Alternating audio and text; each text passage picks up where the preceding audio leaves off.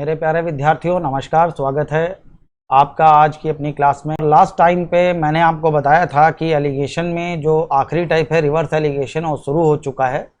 और reverse allegation का मैंने आपको एक क्वेश्चन बताया हुआ था और कॉन्सेप्ट भी क्लियर किया था। और मैंने आपको बताया था कि रिवर्स एलिगेशन में बहुत अच्छे क्वेश्चन बनते हैं। तो जितने भी अच्छे क्वेश्चन आपको एलिगेशन में मिलेंगे मोस्टली रिवर्स एलिगेशन के होते हैं। तो ठीक है, तैयार हो जाइए। आज की क्लास बहुत इंटरेस्टिंग होने वाली है, बहुत मज़ा आने वाला है, बहुत बढ़िया बढ़िया क्वेश्चन आने वाले हैं। तो शुरू करते हैं आज की अपनी क्लास रिवर्स एलिगेशन के साथ। तो देखिए, सबसे पहला क्वेश्चन ही है रिवर्स एलिगेशन में। सबसे पहली खास बात तो आपको यही मिलने वाली है कि यहाँ पे अनुपात उसने पहले ही दे रखा होता है। जो अनुपात हम लोग निकालने वाले होते हैं वो उसने पहले ही दे रखा होता है। दो प्रकार है, एक व्यक्ति दो प्रकार की दालें, दो प्रकार की दालें हैं। ये पहले प्रकार की दाल है और ये दूसरे प्रकार की दाल है। इनको वह 3:2 के अनुपात में मिलाता है। 3:2 के अनुपात में मिलाता है। ये 3:2 में हमने मिला दिया और इस मिश्रण को 20 रुपए प्रति किलोग्राम बेचता है। तो मिश्रण का मूल्य जो है वो बता रहा है कि 20 रुपए प्रति किलोग्राम है, तो वो आएगा बीच में। अब ये कह रहा है यदि पहले वाले मिश्रण का मूल्य 24 रुपए हो, पहले वाले मिश्रण का मूल्य 24 रुपए प्रति किलोग्राम हो, तो दूसरे प्रकार के मिश्रण का मूल्य बताइए। यहाँ क्या डिजिट आनी है, यहाँ वाली डिजिट हमें निकालनी है। तो बड़ी संख्या में छोटी संख्या घटा के यहाँ रखते हैं। तो 24 में से 20 घटाएंगे तो आएगा 4। तो 2 बराबर है 4 के, तो 1 बराबर होगा 2 के, तो 3 बराबर होगा 6 के। तो अगर एक संख्या इससे बड़ी है तो दूसरी संख्या इससे, ये देखिए यहाँ जो ऊपर संख्या लिखी हुई है वो बीच वाले से बड़ी है। तो यहाँ जो संख्या आएगी वो निश्चित तौर पे इस बीच वाली संख्या से छोटी ही होगी। तो 20 में 6 कम करके हमको यहाँ पे लिखना है। तो यहाँ कितना आ जाएगा 14। तो आंसर आ गया। दूसरे प्रकार का जो मिश्रण है उसका मूल्य 14 रुपए प्रति किलोग्राम होगा। तो देखिए बी ऑप्शन सही है, आंसर आएगा 14 रुपए प्रति किलोग्राम। ये इसका आंसर है। ठीक है, तो सेम इसी तरह से आगे भी क्वेश्चन चलते रहेंगे। ठीक है, अगला क्वेश्चन देखिए। अब ये क्वेश्चन जो आप देख रहे हैं ये मालूम चल रहा है हमें डिस्काउंट का क्वेश्चन है। और यहाँ भी देखिए उसने अनुपात ये दे रखा है पहले ही। कह रहा है एक शर्ट और पैंट के अंकित मूल्य है। दो चीजें हैं, शर्ट है और पैंट है। तो दो ग्रुप मिल रहे हैं। हमने यहाँ लिखा शर्ट और दूसरी तरफ हमने लिख लिया पैंट। तो शर्ट और पैंट के अंकित मूल्यों का अनुपात बता रहा है कि 1:2 है। एक शर्ट और एक पैंट के अंकित मूल्यों का अनुपात 1:2 है। एक दुकानदार शर्ट पर 40% की छूट देता है। तो शर्ट पर कितनी छूट दे रहा है वो हमें मालूम है, 40% की छूट दे रहा है। और शर्ट और पैंट दोनों पर मिलाकर वो 30% की छूट देता है। दोनों पर 30% की छूट दे रहा है वो हमें मालूम है, यहाँ रख लिया हमने 30। तो कह रहा है बताइए कि पैंट पर दी गई छूट कितनी है। यहाँ डिजिट क्या आएगी, यहाँ वाली डिजिट हमें निकालनी है। तो 40 में से 30 जाएगा, कितना आ जाएगा 10। तो 2 बराबर है 10 के, तो 1 बराबर होगा 5 के। और यहाँ 1 ही लिखा हुआ है और ये 1 5 के बराबर है। तो यहाँ ऊपर जो संख्या लिखी हुई है वो आप देख रहे हैं कि बीच वाली संख्या से बड़ी है। तो यहाँ जो संख्या आएगी वो बीच वाली से छोटी होगी। और कितनी छोटी होगी, 5। तो यहाँ 5 कम लिखना है, तो यहाँ आ जाएगा 25। तो इसका आंसर हो जाएगा 25%। यानी कि पैंट पर जो छूट दी गई है वो 25% की दी गई है। वो इसका आंसर है। सी ऑप्शन सही है कि पैंट पर दी गई छूट 25% की है। अब यही क्वेश्चन आपको याद होगा जब हम लोग करते थे डिस्काउंट में, तो थोड़ा सा बड़ा हो जा रहा था। तो वो सभी क्वेश्चन जो डिस्काउंट के हैं, परसेंटेज के हैं, प्रॉफिट लॉस के हैं और सॉल्व करते समय थोड़े से बड़े हो जाते हैं, वो एलिगेशन से बहुत ही सरल हो जाते हैं, बहुत सरल हो जाते हैं और बड़े कम टाइम में 30 सेकेंड के अंदर अंदर हल होते हैं। अगला देखिए, कह रहा है एक व्यापारी किसी तार का, अब जैसे ये वाला प्रॉफिट लॉस का क्वेश्चन है लेकिन यहाँ रेशियो नहीं दे रहा है, तो रेशियो हमें खुद बनाना है। तो देखिए रेशियो कैसे बनाएंगे। कह रहा है एक व्यापारी किसी तार का 60% भाग 8% लाभ पर बेच देता है। ठीक है, तो पहले उसने कितना भाग बेचा है, उसने तार का 60% भाग बेच दिया। तो अगर 60% तार वो बेच चुका है तो बेचने के लिए कितना बाकी है, 40%। तो अपने आप यहाँ से रेशियो बन जाता है। रेशियो बन जाएगा कितने का, रेशियो यहाँ जाएगा 20 से काट लीजिए इसको, 20 या 60 और 20 दूना 40, 3:2। तो 3:2 का अनुपात आ गया। अब वो 60% भाग बेच देता है 8% लाभ पर। ये उसने 8% लाभ पर बेच दिया। अब ये पूछ रहा है कि ये जो शेष भाग है ये कितने प्रतिशत लाभ पर बेचे कि पूरे सौदे में उसे 12% का लाभ हो, पूरे सौदे में उसे 12% का लाभ हो। इसका अंतर यहाँ और इसका अंतर यहाँ। 12 में से 8 गया, यहाँ कितना आ जाएगा 4, तो 2 बराबर है 4 के और 1 बराबर होगा 2 के, तो 3 बराबर होगा 6 के। तो एक संख्या इससे छोटी है, ये 12 से कितना कम है, 4 कम है। अगर एक संख्या इससे छोटी है तो हमें मालूम है कि दूसरी संख्या इससे बड़ी ही होगी। कितनी बड़ी होगी, 6, तो 12 में 6 बढ़ा दीजिए, यहाँ आ जाएगा 18। तो आंसर आ गया शेष भाग उसने 18% लाभ पर बेचा है। बी ऑप्शन सही है, आंसर आएगा 18%। अगला देखिए, अब ये एवरेज का क्वेश्चन है, देखिए ठीक है। अब कह रहा है 25 विद्यार्थियों का औसत भार 28.8 किलोग्राम है। टोटल विद्यार्थी कितने हैं कुल, ठीक है, तो कुल 25 विद्यार्थी हैं जिनका औसत भार 28.8 किलोग्राम है। एक नए विद्यार्थी के प्रवेश ले लेने से, तो पहले जो था यहाँ हमने नोट कर लिया पहले, और यहाँ हमने लिखा बाद में। तो पहले जो विद्यार्थी थे वो थे 25 और बाद में कितने आ गए, बाद में एक विद्यार्थी ने वो प्रवेश ले लिया, तो ये रेशियो बन गया 25:1 का।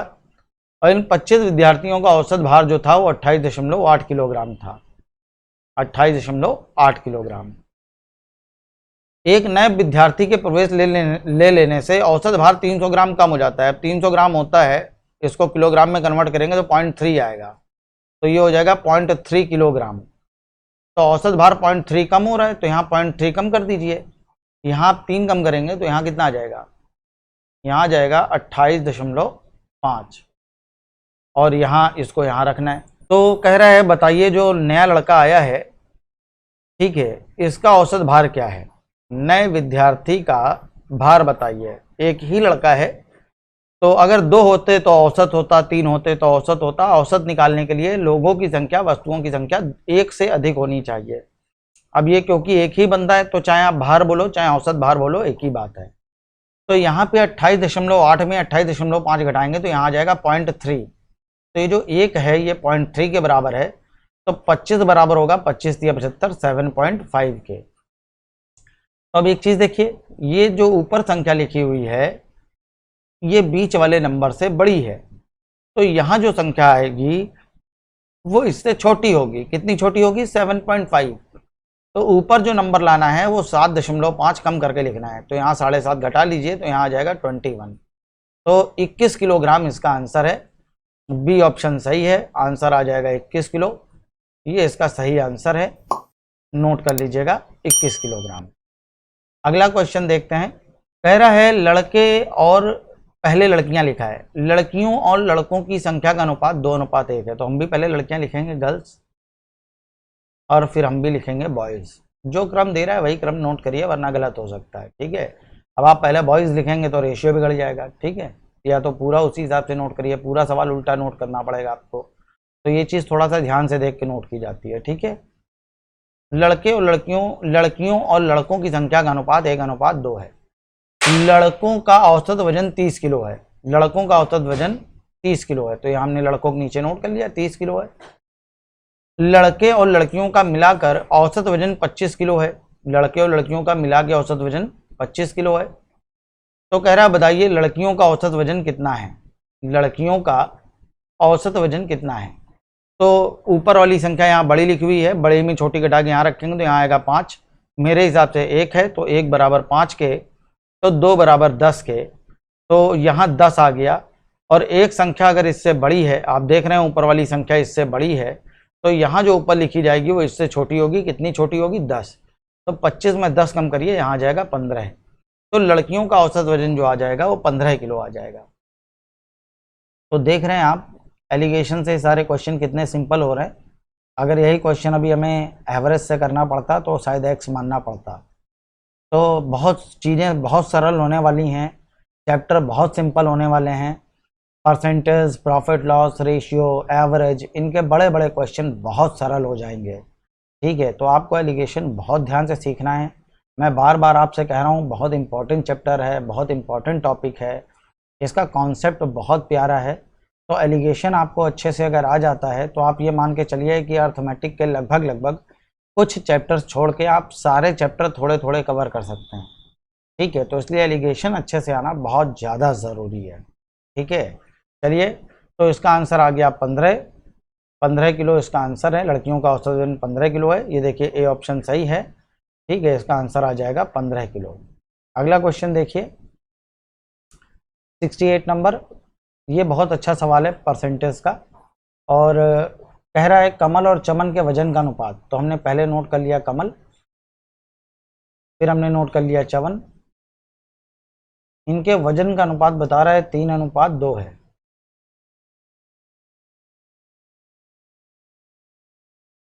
अब जैसे ये क्वेश्चन मैंने आपको परसेंटेज में बताया है, तो आप सिर्फ एक काम करिएगा, आप देखिएगा कितना टाइम आपका बच रहा है, कितना ज़्यादा टाइम बचता है। ये मान के चलिए कि ये क्वेश्चन जब आप परसेंटेज की जगह एलिगेशन से लगाएंगे तो आपके 20 सेकंड बचेंगे। अब आप सोच रहे होंगे कि 20 सेकंड बचा के मैं क्या कर लूँगा, 20 सेकंड में क्या होता है। ठीक है, तो 20 सेकंड का बहुत बड़ा रोल है। अब आप सोचिए कि एक क्वेश्चन में अगर 20 सेकंड बच रहे हैं, तो अगर आपके पास 24 क्वेश्चन हैं तो आपके 8 मिनट बचेंगे। ठीक है, 3 क्वेश्चन में 1 मिनट, 24 क्वेश्चन में 8 मिनट। 8 मिनट आप बचा सकते हैं। और जीएस आप जो सॉल्व करते हैं 25 क्वेश्चन, आपको जीएस के 25 क्वेश्चन सॉल्व करने में 8 से 10 मिनट से ऊपर नहीं लगते हैं। तो अगर ये सब चीज़ें आप सीख जाते हैं अच्छे से, आप बहुत सरल तरीके से चीज़ों को हल कर पा रहे हैं, तो आप जीएस करने का जितना भी टाइमिंग है ना, वो आप इसी से ही निकाल लेंगे मैथ सॉल्व करते करते। उसके लिए आपको अलग से टाइम मैनेज नहीं करना पड़ेगा।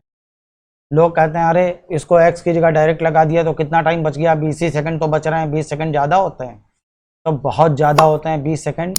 उन 20 सेकंड्स की वैल्यू समझिए, बहुत ज़्यादा इंपॉर्टेंट है आपके लिए।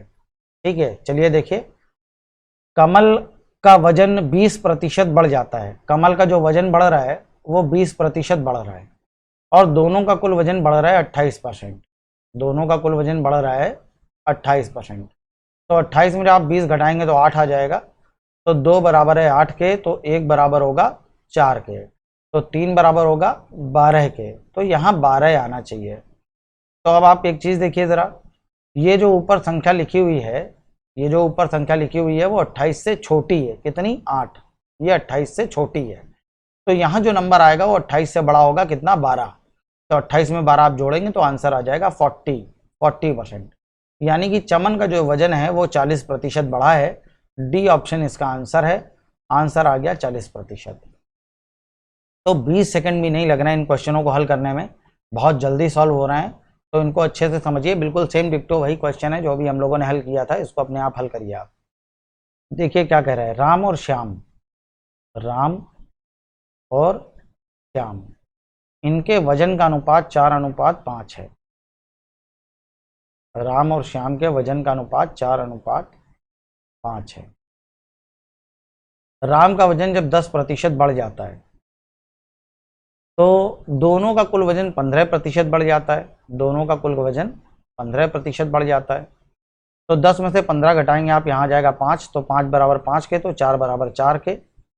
तो यहाँ जो संख्या आएगी वो इससे अगर छोटी है तो यहाँ जो आएगी उससे बड़ी होगी। कितनी बड़ी होगी? 4। तो 15 में 4 जोड़ के यहाँ क्या आ जाएगा? 19।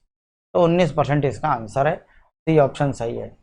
ठीक है, 20 सेकंड में आंसर आ रहे हैं, 20 सेकंड में। तो बहुत अच्छे से सीख लीजिए इसको हल करना, और इतनी तेज आपको भी हल करना है। बहुत अच्छा क्वेश्चन है। अगला प्रॉफिट लॉस का क्वेश्चन है। ठीक है, बहुत बढ़िया क्वेश्चन है। इसको आप प्रॉफिट लॉस से हल करके देखिएगा कितना टाइम लगेगा आपको। 1 से 1.5 मिनट में आप इसको हल कर पाएंगे, क्योंकि इसकी डिजिट जो है बहुत अच्छी है और कैलकुलेटिव डिजिट है। प्रॉफिट लॉस से बहुत टाइम लगेगा। इसको आप सिर्फ चेक करके देखिएगा, इस क्वेश्चन को अगर एलिगेशन से आप लगा रहे हो तो कितना टाइम लग रहा है, प्रॉफिट लॉस से लगा रहे हो तो कितना टाइम लग रहा है। ठीक है, अब आप देखिए मैं इसको हल कर रहा हूँ। सोफा है और डाइनिंग है।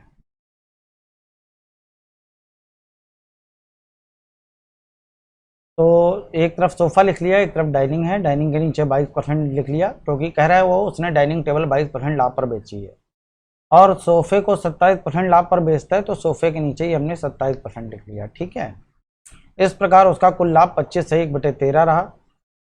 25 सही 1/13 13% रहा। तो सोफा सेट का लागत मूल्य बताइए। अब देखिए थोड़ा सा सिंपल क्वेश्चन है, सीधा सीधा घटाना है, और ये सिर्फ कठिन हुआ है अपनी डिजिट की वजह से, ठीक है। अब देखिए हम लोग इसको कैसे करेंगे, ध्यान से मेरी बात सुनिएगा। आप सीधे 25 में से 22 घटाइए। 25 में से 22 घटाएंगे कितना बचेगा, 3। तो आंसर आ जाएगा 3 सही 1/13। यहाँ आ जाएगा 3 सही 1/13%। और यहाँ जब आप हल करेंगे तो 25 में से जब आप 27 घटाएंगे तो 2 बचेगा, तो यहाँ पर बचेगा 2, ठीक है, यहाँ इस जगह 2 बचेगा। तो हमें 2 में से 1/13 घटा के लिखना है यहाँ पे। तो 13 दूना 26 में से 1 गया 25/13%। तो इसको भी सही कर लीजिए। इसको जब आप सही करके लिखेंगे तो ये आएगा 13 × 39 1 40/13। तो ये 13 से 13 कैंसिल हो गया, 5 से काटा 55 25, और 5 से काटा 5 8 40, 8:5। तो मेरे हिसाब से दोनों की कुल कीमत है 8 और 5 13, और सवाल में है 52,000। तो एक बराबर होगा 4,000 के, एक बराबर 4,000 के। तो कह रहा है सोफे की लागत मूल्य बताइए। तो 8 बराबर हमें निकालना है, तो 8 बराबर आ जाएगा 8 चौको 32,000। तो 32,000 रुपये इसका आंसर है। ये बी ऑप्शन देखिए सही है, आंसर आएगा 32,000 रुपये, ठीक है। 32,000 रुपये इसका आंसर है। देखिए अगला क्वेश्चन। अब देखिए कितना जल्दी हल हो गया ये, ठीक है। अगला देखिए, एक कक्षा में 2 सेक्शन है ए और बी। 2 सेक्शन है ए और बी, जिनमें क्रमशः 36 और 40 विद्यार्थी हैं। रेशियो अपने आप बनाना है। 36 लड़के हैं ए में और 40 बच्चे हैं बी में। तो 4 से काटा 4 × 36, 4 से काटा 4 धाम 40। यहाँ भी थोड़ा सा कैलकुलेशन कठिन होने वाला है थोड़ा सा, ठीक है, लेकिन एवरेज से अगर हल करते हो उससे तो सही पड़ेगा, कम पड़ेगा। ए का औसत प्राप्तांक 75 है, ए के प्राप्तांक ए के नीचे, और पूरी कक्षा के औसत प्राप्तांक 64.5 हैं। तो देखिए जब इसको हम लोग घटाएंगे तो यहाँ आ जाएगा 10.5, और 10 बराबर हो जाएगा 10.5 के, तो 1 बराबर होगा 1.05 के। तो 9 बराबर होगा, 9 का गुणा कर दीजिए, ये हो जाएगा 9.45। तो अब ये देखिए कि ये संख्या अगर इससे बड़ी है तो यहाँ जो संख्या आएगी वो इससे छोटी होगी, वो इससे छोटी होगी। अब वो संख्या अगर इससे छोटी होगी तो कितनी छोटी होगी, 9.45। तो यहाँ जो नंबर आने वाला है वो इससे 9.45 छोटा होगा। तो इसमें 9.45 घटा दीजिए, तो आंसर आ जाएगा 55.05। 55.05 ये इसका आंसर है। और देखिए बी ऑप्शन सही है, तो बी इसका आंसर आ जाएगा